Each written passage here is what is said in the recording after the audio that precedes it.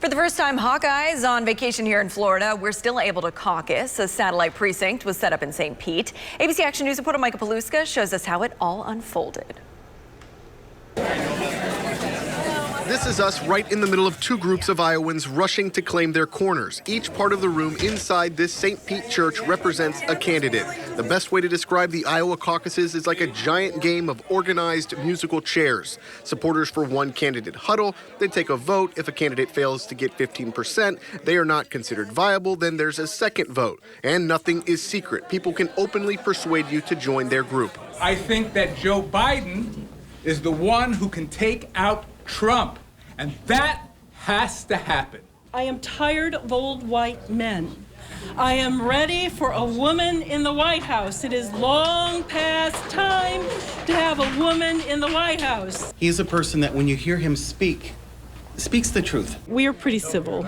Good. So we'll persuade, but we won't fight. Deb Hill Davis and her husband Todd are on vacation, but drove 200 miles from South Florida to do their civic duty. He's for Bernie Sanders. She likes Amy Klobuchar. Both spoke in front of the packed house. And I don't know about y'all, but I'd vote for the local dog catcher if I thought they could beat Trump, right?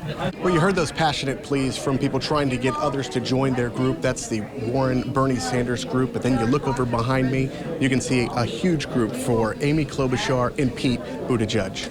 Out of the 106 votes cast, the final count, Klobuchar got 48 and Buttigieg 21. She can send 4 delegates, he gets 2. Bernie Sanders ended up with no one in his group. Todd joined his wife's group in the Klobuchar camp, something he didn't think would happen hours earlier. If Bernie were not viable, which I would have a hard time believing, I would be happy to support Amy Klobuchar. In St. Pete, Michael Peluska, ABC Action News.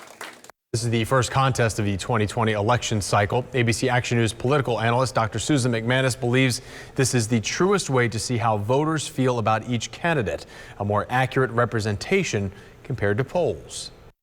This is just one small piece of Iowa, and let's make that very clear. But small pieces add up, and that's what we'll be looking for at the end of the evening, how closely this vote here reflects what happened in the whole of Iowa.